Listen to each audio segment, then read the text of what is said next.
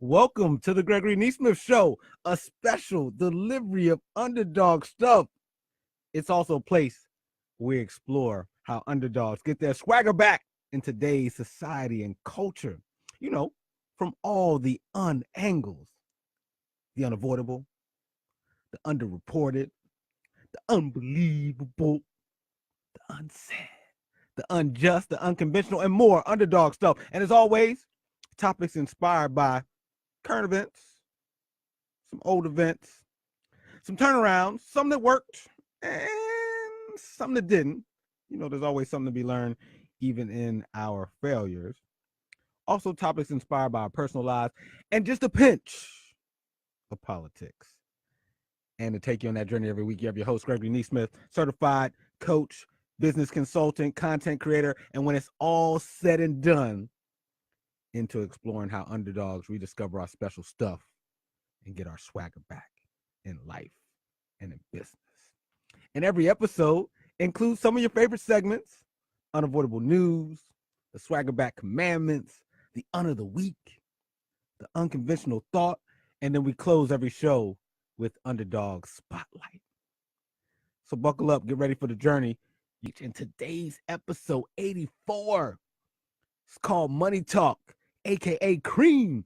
Cash rules everything around me. C.R.E.A.M. get the money. It's the 25th anniversary, by the way, of Into the Woo 36 Chambers Wu-Tang. Just as a side note, but a related note, because you know today's episode is called Money Talk, aka C.R.E.A.M. Because you can't have a conversation about getting your swagger back, going from underdog to top dog, without having a conversation about money. So today, that's what we're going to do, and we're going to cover it from all the angles. With that, let's kick off the show like we do with the unavoidable news of the week. And it goes and starts off with this unavoidable news. We're going to win with every single facet. We're going to win so much, you may even get tired of winning. And you'll say, please, please, it's too much winning. We can't take it anymore.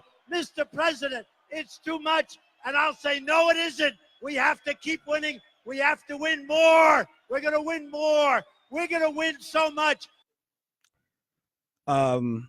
Yeah, we just going to keep. Do you feel like we're winning? I don't feel like I'm winning. I haven't felt like I mean, he's winning. I think, do you feel like you're winning? Because I think a lot of us feel like we're losing, especially with the current president. But he kept saying that we were going to keep on winning. And surprisingly enough, in the news this week, the U.S. economy is growing. The U.S. economy grew its fastest rate since 2014. The GDP was up a little over 4%, which is crazy. Fastest growth rate since 2014. And, you know, Donald Trump's talking about how he's the man. Tax cuts, all types of other things he's doing, rolling back regulations. He's like, hey, we winning. Economy's winning. Economy's growing. And, of course, he keeps talking about all of his success. Now, just as a note, though, according to a lot of economists, they believe that this growth won't keep going and that some of the tariff wars and some of the other things affecting the economy will likely dampen all this good news. But as of right now, maybe he's right. We just winning so much we're going to get tired of it. The economy's growing. And this is a big deal. Why? Because oftentimes they say as Americans, we vote with our wallets and pocketbooks.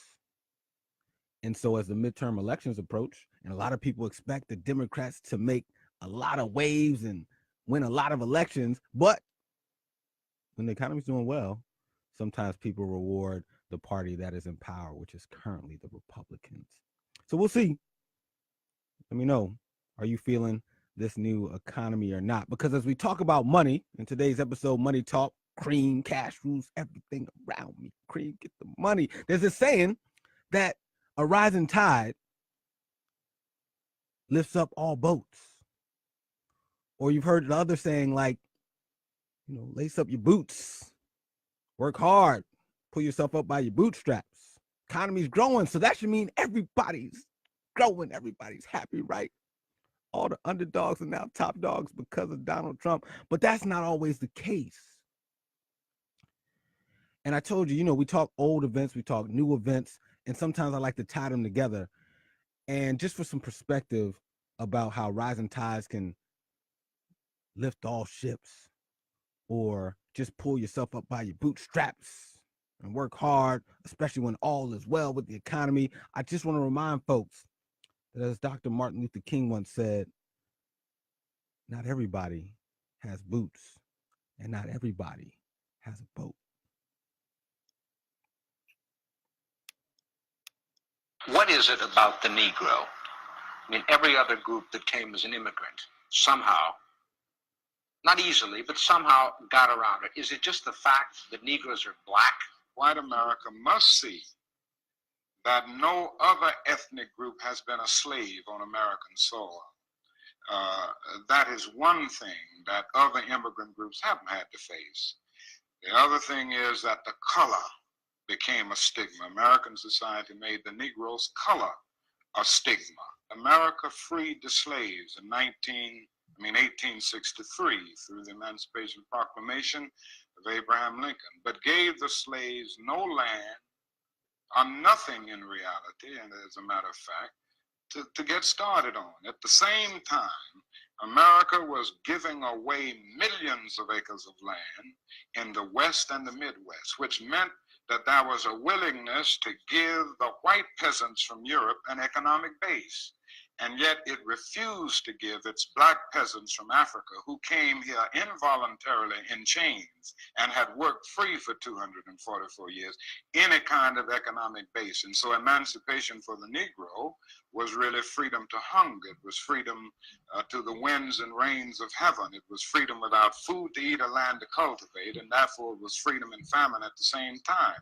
And when white Americans tell the Negro to lift himself by his own bootstraps, they don't look over the legacy of slavery and segregation. I believe we ought to do all we can and seek to lift ourselves by our own bootstraps. But it's a cruel jest to say to a bootless man that he ought to lift himself by his own bootstraps. And many Negroes, by the thousands and millions, have been left bootless as a result of all of these years of oppression, and as a result of a society that deliberately made his color a stigma and something worthless and degrading. Shout out to Dr. Martin Luther King, giving us some perspective that even though things like the economy can be up 4%, GDP growing in the second quarter, Donald Trump talking about all we doing is winning and winning, get so much winning, we'll be tired of it. But let's remember, it's hard to pull yourself up by your bootstraps if you don't have boots. And it's hard for a rising tide to rise all ships if you don't have a boat. Just keep that in mind next time someone tells you about how much winning we doing and the economy's growing. But, got to talk about money because things cost today. My dad used to always say, you got to pay to play. And things cost money. Money comes up no matter what. I was looking online just to see the average cost of some things out here for all of us that we, might want to participate in or just part of living our lives. I found out that if you want to get 3 tickets to an NFL football game, parking, concessions, food, average is about $350. Average price of a normal size American flag, about $20. NFL players continuing to protest for better policing, better justice, end to police brutality. Priceless. I just threw that in as an aside. But let's keep going. List of how much things cost in today's world. A wedding, for those of you who want to get married one day, average cost of a wedding, $35,000. Whoa. Average cost to hush money to someone to keep quiet about a sexual affair. This is according to Donald Trump and Michael Cohen, about $130,000, $140,000, $150,000. Things cost money in today's society. Speaking of the midterm elections, average cost of running for a seat in the House of Representatives is about $10 million. That's crazy. Shout out to Miss Ocasio-Cortez, who I believe won the 14th district of New York recently. by only spending nowhere near that amount and beating a big time incumbent who have been in office for a long time. Also, list of other things that cost us money as underdogs out here that you just can't escape it. You may not want to talk about money. We got to. Things cost money. Raising a child in America, average cost from the time they're born to the time they're 18, $233,000. It's a lot. Also, things that cost money. Getting a permit to protest in DC costs about $100 to $200. But hopefully there'll be a lot of other folks who are out there protesting too. Because speaking of protests, there's a year now since Charlottesville happened, and I believe there's going to be some white supremacists using that $100-something permit to march in DC. And I am shouting out all the folks who will be counter protesting. And that is, of course, priceless. What else? Cost of going to college. Education's important. If you go into a private university, it could cost you about $34,000 a year, about $10,000 if you go into a state college. It's a lot of money. A lot of things cost so much money. Going on a date, underdogs out here dating. Average cost of a date is around $45. Speaking of money, I wonder who should pay for the first date. That's like an age-old question. That's for another show. All that being said, we spend a lot of time here every week talking about how, as underdogs, we get our swagger back and we discover our special stuff in today's society and culture. And I will admit that we haven't had a lot of conversation about money. And shame on me, shame on us, because we're not really having a real conversation about turning things around unless we at least figure out the money piece. Because what gets in our way a lot of times? Time or money. And so today we're not talking about time, but it is time to talk about money. Things cost money. But I want to get into one of the Swagger Back Commandments that's dead on about this topic. And the Swagger Back Commandments are how we really talk about exploring how we get to find the reset button in our life again and again to get back on track. Because sometimes we get off track. It's my story. It's your story. It's our story, turning things around. It's an underdog's perspective. And you've heard the 10 Swagger Back Commandments.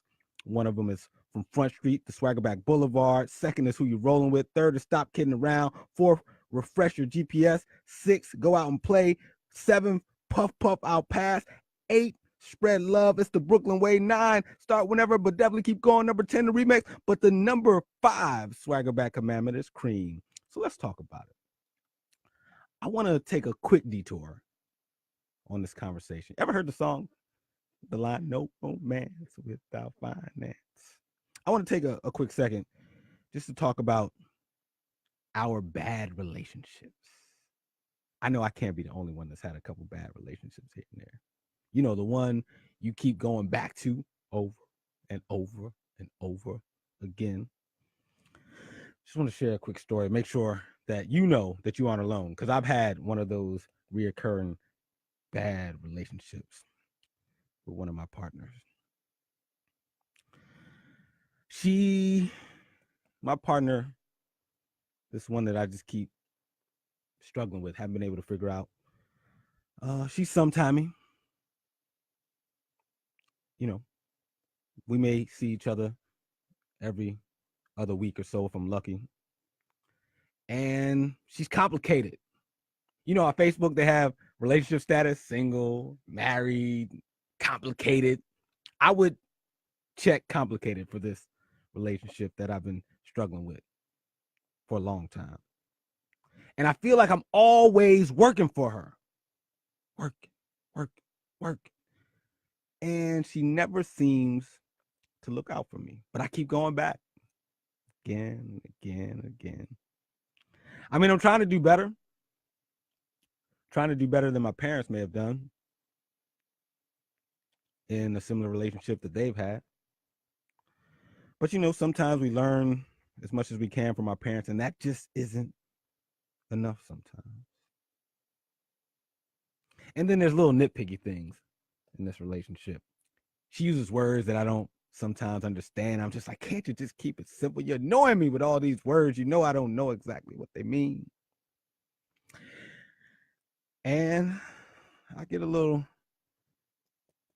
aggravated and start blaming her for for things in my life, saying that she's the root of all evil. I've even lost family and friends because of this relationship. Can you relate? You ever had a bad relationship and you know it's not really working out, but you keep going back to it over and over and over again? That's been me for most of my life in this one particular relationship. And that's been the past. And similar to you, I dream of, I'm hopeful for a new relationship. One where we love each other more. One where it's not so one-sided. I want it to be a partnership. I want her to work for me. I work for her. Shoot, I want it to be sometimes where things are working out and we're not even working. And I want to be able to count on her too. Be there constantly instead of sometime. Shoot, even be there to take care of me when I'm old. Ain't that a dream we all have? Somebody to take care of us when we're old. You may be wondering, on a show about money, aka cream, why am I talking about a bad relationship? Well, it's because the relationship I just described was actually a metaphor for my relationship for most of my life to money. You know, some timing shows up every couple weeks if you're lucky. Working hard for the money, not having money work for you. Blaming money for things. Disputes, fights about who owes you this, who owes you that. Money has broken up relationships with family and friends, romantic ones too. Let me know if you can relate. If money was your significant other, how would you describe your relationship with money? Like I said, we talking money talk today. Cream, cash rules everything around me. Cream, get the money. Let me know what your relationship has been and what it is going forward. I've started to rethink how I want to have my relationship with money going forward. And with that, I just want to let you know, if you are struggling with your relationship to money, like I have, like a lot of you have, it's okay. It's natural. There was a recent study done called, Are We a Nation of Financial Literates or Not? And it talked about financial literacy and how it's a challenge for us as Americans to know a lot about money, regardless of socioeconomic level, race, gender, all that stuff. And they did a poll, 3 questions, just 3 simple questions, but they're a light into how much each of us knows about money. And so I'm going to read to you the 3 questions, because in the study, only 30% of Americans got these 3 questions right. And I share that to say, if you're struggling with money, like I've struggled with money, you're not alone, and it's okay. But before we get out here today, I'll share with you some things that have helped me change my relationship from sometimey to being more consistent, from being a bad thing to being a good thing. Those 3 questions, authored by Anne-Marie Lizardi and Olivia Mitchell, are questions that have been on surveys for decades. And so there's a lot of data and a lot of look at how we see financial literacy. So these are 3 questions. I'll tell you 3 questions, and then later in the show, I'll give you the answers, and you let me know. Let's see how many you get right. It's okay if you don't get them all right. Most of us don't, but that doesn't mean where we start is where we're going to finish when it comes to money and cream. Number 1, suppose you had $100 in a savings account and the interest rate was 2% per year. After 5 years, how much do you think you would have in the account if you left the money to grow? That was question number 1. Suppose you had $100 in a savings account and the interest rate was 2% per year.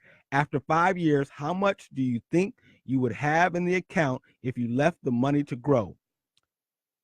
3 options. A, more than $102. B, exactly $102. C, less than $102. I'll give you the answers at the end of the show. If you get all 3 right, shout out to you, because only 30% of people got all these right. Second question, imagine the interest rate on your savings account was 1% per year and inflation was 2% per year. After 1 year, would you be able to buy more than, exactly the same as, or less than today with the money in this account?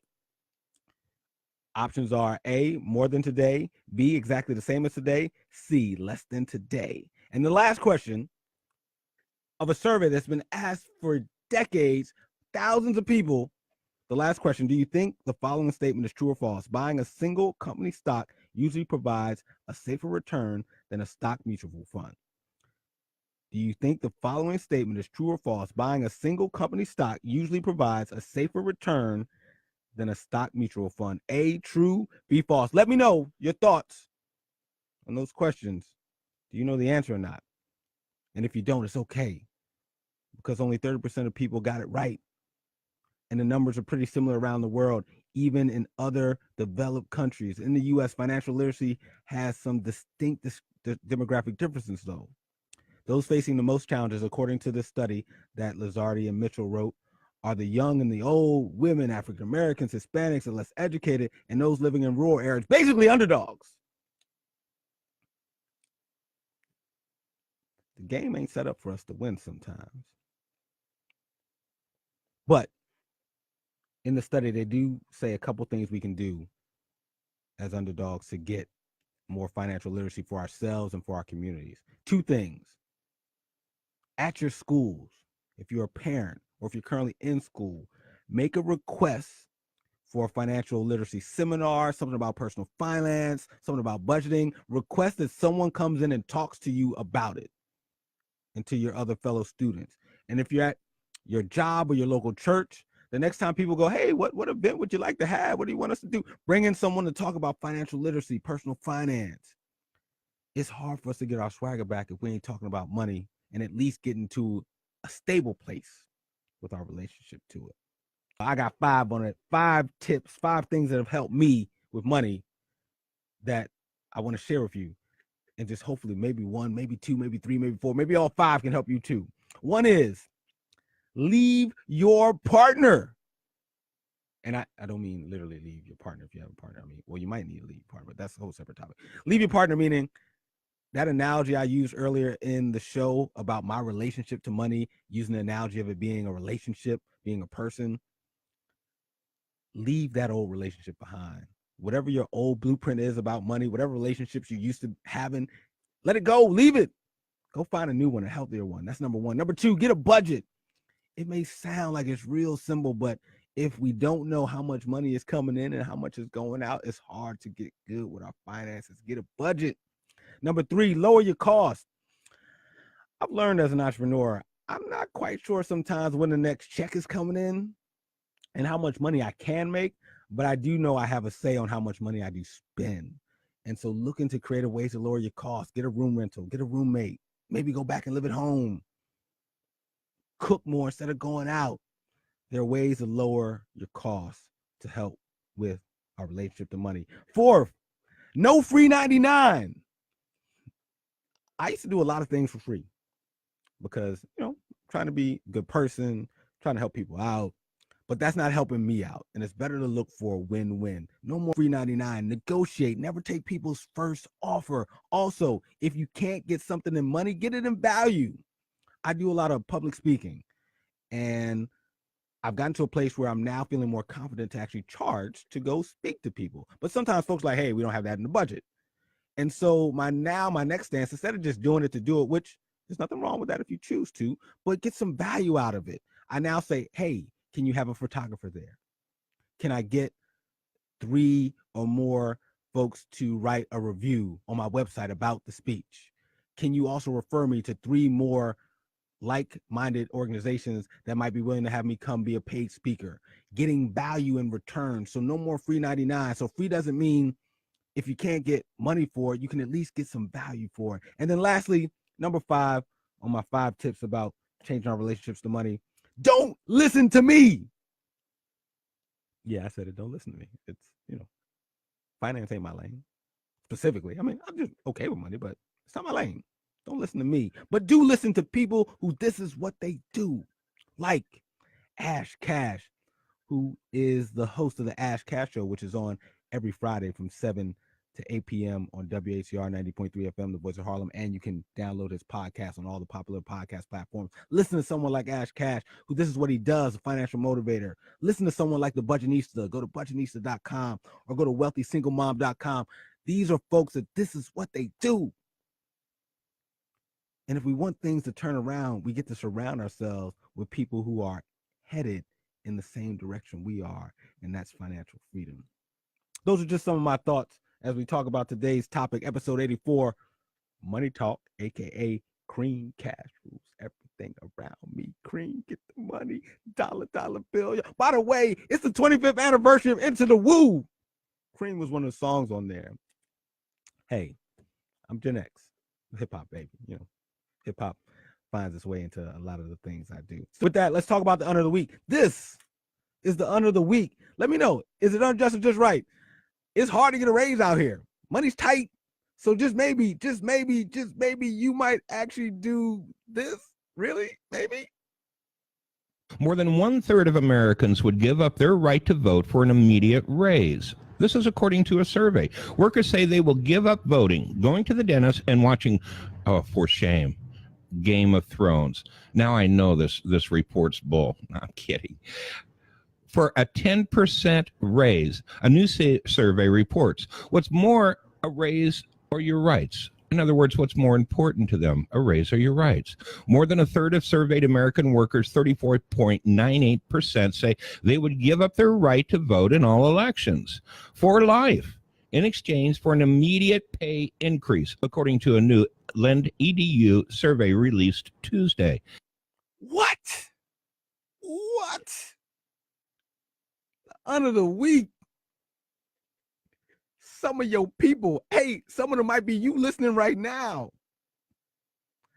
said you'd rather get a 10% raise than keep your right to vote. Is this unjust or just right? Is it unjust to give up your right to vote for the pay raise, or you think it's just right? And before you answer, let me just throw in a dose of reality here. That according to research in the 2016 election, Hillary Clinton versus Donald Trump, Gary Johnson and Jill Stein were also running too. I believe it was reported about 100 million Americans that were eligible to vote did not vote in the most recent presidential election. So before you answer whether or not this is unjust or just right, let's just be very clear that a lot of you didn't vote, gave up your right to vote for free. No pay increase. So maybe at least 100 million folks should probably answer, yeah, I'll take this pay raise, because right now you're out here not voting at all for free. Just throw that out there as a dose of reality, an unfortunate dose of reality, right? But there's more. 35% of people said they would give up their right to vote for a 10% pay raise. 40% of people said they would forego their dental care for 5 years for that 10% pay raise. 50% of people said they would work an extra 10 hours a week for a pay raise. 9% of people said they would give up their children's right to vote for a 10% pay raise. What? And while you may say, well, at least it was only 9%. In that same study, 5% of people said they would eat a Tide Pod for the raise. So that means basically less people would eat a Tide Pod than would actually give up their child's right to vote for a pay raise. Let that sink in for a second. Unjust or just right? I think you know where I'm headed on this one. I think that this is unjust. Well, I get it. Wages have been stagnant. Money is hard to come by. We talked earlier in the show about how much things cost today. $230-something thousand to raise a kid from 1 to 18 years old. $10,000+ just to go to a public state university. $10 million a run for an average House of Representatives race. I get it. $350 to get 3 tickets to a football game that we're not going to because we're boycotting, by the way. But if you went to one in the past, that's how much it would have cost. So I get it. But in the spirit of both, which is this idea of that life doesn't have to be about either or. We don't have to pick between happy or wealthy or love or our careers. I think it's unjust, right? I want a world where there's both. I want people to get pay raises and I want them to keep their right to vote, because change comes along the entire spectrum. And while I get it to be apathetic and be like, these politicians don't represent me and they don't look out for me and my vote doesn't count, I'm here to tell you that it takes all of it. It takes protesting, it takes votes, it takes community activism, it takes community centers, it takes parenting, it takes all of it. And so let's not give up one of the levers that helps us function as a society and helps us have a shot at getting our swagger back and rediscovering our special stuff in today's society and culture. As a side note, there were some bright sides to the study. 73% of people said they would give up alcoholic drinks for 5 years for a pay raise. 88% of people said they would never watch Game of Thrones again. So there was some bright spots where folks were willing to give some things up to keep their right to vote, as opposed to the other way around, where folks were willing to give up some things that are pretty important, like their right to vote, just for a pay raise. With that, let me know your thoughts. Unjust or just right? I will leave you with this before we get out of here to round out the end of the show. We have some bonus stuff coming in the next hour, some showtime at the Apollo. Talk about some underdogs taking the stage. WHCR is going to be the special guest coming up this Wednesday at the Apollo, and we're going to talk about that at the top of the hour. But first, just want to end with an unconventional thought and our Underdog Spotlight. The unconventional thought is this: money's complicated, right? A lot of things to learn, a lot of things to know, but supposedly, maybe it's not so complicated. The really good advice can fit on a 3x5 index card and is available for free in the library. That was the voice of Harold Pollack. That's Pollack. And he has discovered or found out that really all the stuff about finance can be summarized in about 9 things that can literally fit on a 3x5 index card. And it's become a pretty big deal since he launched it years ago. It's made him pretty famous, and also just a really cool way to summarize some of the things that we all get to know to become more financially literate. And just so you know, the 9 things on that card are: max your 401k, buy inexpensive, well-diversified mutual funds, never buy or sell individual stocks, save 20% of your money, pay your credit card balance in full every month, maximize your tax advantage saving vehicles like 529 accounts, pay attention to fees, make your financial advisors look out for you, and number 9, promote social insurance programs to help people when things go wrong. Obviously, I did not do that justice in great detail.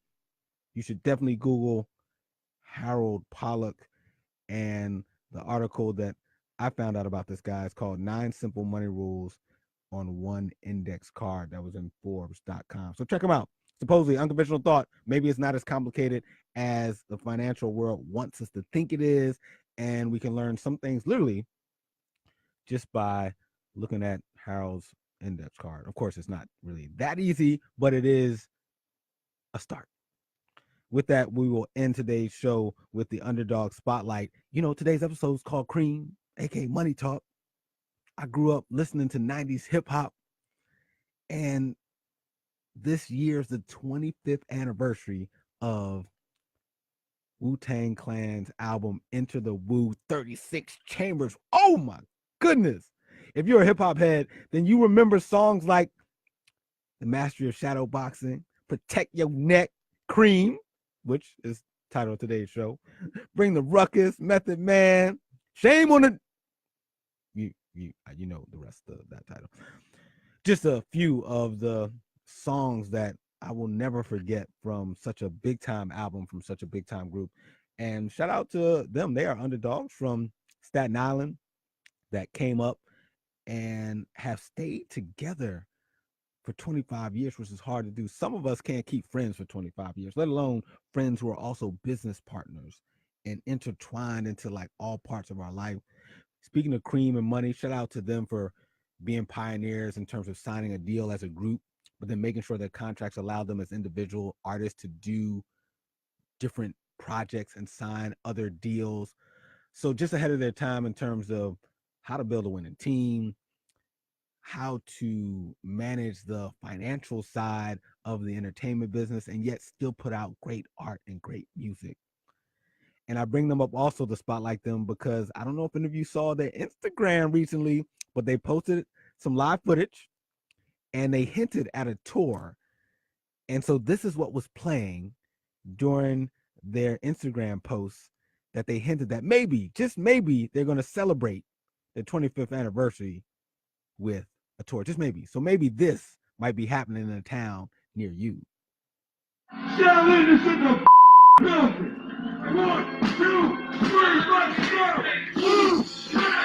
Woo! Woo! Woo! Woo! Woo! Woo! Woo! Everybody say woo! Woo! Woo! Woo! Woo! Woo! Woo! Hold on, man. Let's hope that the Wu-Tang actually goes on a tour this fall to celebrate the 25th anniversary of Enter the Woo, which launched November of 1993. With that, we've come to the end of the day's show, episode 84, Money Talk, aka C.R.E.A.M. I'll leave you with my closing thought, which is I got 5 on it. 5 things to consider as you change your relationship with money. 1 is leave your partner. Number 2 is get a budget. Number 3, lower your costs. Number 4, no more free 99 barter. Get some value. Get something in return for the value you add in the world. And number 5, don't listen to me. There's other people to listen to, like Ash Cash, like a bunch of niche stuff. Find yourself an actual financial resource that can help you get your swagger back and turn things around in today's society and culture. With that, shout out to all the folks who listen to the show. Appreciate you. All the online comments, all the phone calls. Shout out to the live show producer, Megan, to the podcast editor, Kayla. You can check out today's show as a podcast on GregoryNesmith.com or iTunes, Spotify, Stitcher, Google Play. And as always, I'm going to leave you with my favorite quote. Say it along with me if you know it. Underdogs, can't nobody do it. And I mean nobody. Can't nobody do it like you do it. Nobody. Peace.